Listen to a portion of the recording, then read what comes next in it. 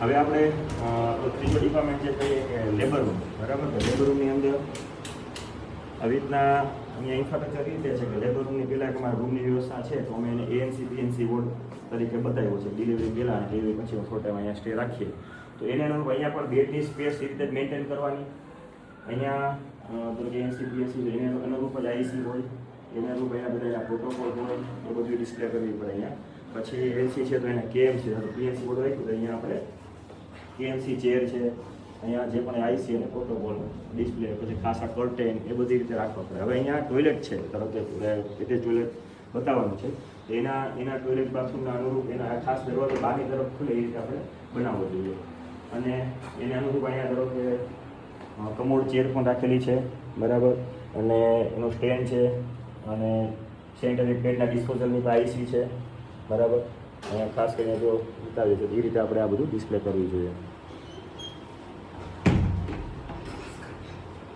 અંદર જતાં પહેલાં આપણે આપણા શૂઝ ચેન્જ કરવા પડે છે તો એમાં અહીંયા બહાર વ્યવસ્થા રાખવી અને એને સાઇલેજ મારવી, બરાબર. કેસ માસ્ક છે, કેપ છે, બધી વસ્તુ રાખવી જોઈએ. અત્યારે નામ છે તમારે નવજાત શિશુ આગમન કરવું છે એ તમારે નામ કરવાનું છે, બરાબર. હવે આ લેબર રૂમ જે છે તો લેબર રૂમની સૌથી પહેલાં આપણે જોઈએ તો આપણું લેબર ટેબલ જે છે તો એ પ્રોપર પોઝિશનમાં વ્યવસ્થિત હોવું જોઈએ. કંઈ પણ કદાચ કાચ ઉખડી ગયું હોય તેને પેન્ટ કરી લેવું. પછી લેબર રૂમ છે લેબર રૂમના બધા પ્રોટોકોલ આ રીતે અહીંયા દરેક ડિપાર્ટમેન્ટમાં જેના પ્રોટોકોલ હોય એ બધા પ્રોટોકોલ ત્યાં ડિસ્પ્લે થયેલા હોવા જોઈએ. પછી ખાસ કરીને ટેમ્પરેચરવાળી અને મિનિટ સેકન્ડ કાંટો દેખાય અથવા એ રીતની આપણે વોચ હોવી જોઈએ. પછી લેબર ટેબલ છે તો લેબર ટેબલની સાથે એની ઓક્સિજન લાઇન, બરાબર, એ હોવી જોઈએ. અને એનું સાથે બેબીનું વાર્મર જે અલગ છે, મિનિમમ 2 કે 3 સાઈડથી ઓપન હોય રીતે આનું ગોઠવણી કરવી પડે જેથી તમે એને સારો આપી શકીએ. અને આ ધારો કે વાર્મર છે તો વાર્મરની બાજુમાં વાર્મર કઈ રીતે ચાલુ કરવું, દરેક ઇન્સ્ટ્રુમેન્ટ આપણે આગળ પણ જોયું લેબમાં જે પણ ઇન્સ્ટ્રુમેન્ટ હોય એનું ઓપરેટિંગ સિસ્ટમ એના જે વર્ક ઇન્સ્ટ્રક્શન છે તે બાજુમાં લગાવેલા હોવા જોઈએ. પછી આ સક્શન મશીન છે. હવે આ જે આઈસી લગાવેલી છે એ ફિક્સ છે કે લેબર રૂમની અંદર જે આપણે સરકાર તરફથી આવેલા જે પ્રોટોકોલ જે છે એ ડિસ્પ્લે કરવાના છે એ જ કરવાના છે, બરાબર. કે એપીએચ પીપીએચ એ બધી વસ્તુના પ્રોટોકોલ છે ડિસ્પ્લે કરવાના છે. ઇન્સ્ટ્રુમેન્ટ ટ્રોલી જે છે એની અંદર પણ જો ડોર કે ડોરમાં શું વસ્તુ રાખી એ પણ આ ડિસ્પ્લે થયેલી હોય છે. સેમ આગળ જોયું કે એમાં લિક્વિડ વેસ્ટ મેનેજમેન્ટ જે છે, બરાબર. સાધનો સાફ કરવાના હોય એના પણ આપણે કઈ રીતે કેટલી મિનિટ માટે હાઈપોકર્ડમાં રાખશું એ બધી વસ્તુને ડિસ્પ્લે કરેલી હોય. જે પણ વસ્તુ અહીં કામ કરીએ એ દરેક કામનું કામ કરવાની પદ્ધતિ ડિસ્પ્લે અહીં થયેલી હોવી જોઈએ.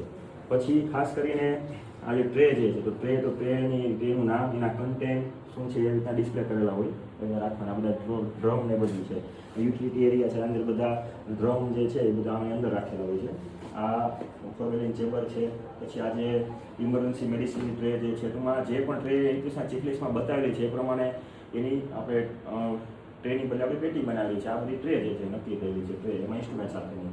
આ બાકીના સ્પિલેજ કીટ છે, પેસ્ટમિયર કીટ છે, મર્ક્યુરી સ્પિલેજ કીટ છે, બધી કીટ જે હોય છે આપણે એ રીતના પેક કરીને રાખીએ છીએ. અને રેગ્યુલર અપડેટ કરવાની હોય છે. આની અંદર પણ અંદર જે જરૂરી પડે એક્સપાયરી ડેટ બધું મેન્ટેન કરવાની હોય છે. આ ઇમરજન્સી મેડિસિનની માટેની જે છે એ પણ એક સરસ મજાનું ગોઠવીને રાખેલું છે. અને આ બાયોમેડિકલ વેસ્ટ છે. તો લેબર રૂમની અંદર એને અનુરૂપ આઈસીયુ લગાવેલી છે, આખું સ્પેશિયલ બનાવેલું છે કે ભાઈ બર્થ ડિફેક્ટ કેમ સ્કેનિંગ કરવી છે એ બધી પ્રોટોકોલ આપણે દર્શાવવાનું છે. કીધેલું છે કે વધારાનો ડિલિવરી બોર્ડ આવે તો જે રીતે મેનેજ કરશું. જે એક્સ્ટ્રા મારી પાસે સ્પેસ હતી તો તેમાં એક એક્સ્ટ્રા ડિલિવરી રાખીને મેન્ટેન કરેલું છે. એકવીસના એક પોઈન્ટ પ્રમાણે છે એટલે સ્પેસમાં આવી રીતના વધારાનું મેન્ટેન કરેલું. અંદરનું ન સમાય તો વધારે ડિલિવરી આવે તો અહીંયા આપણે આપી શકીએ સ્પેસ.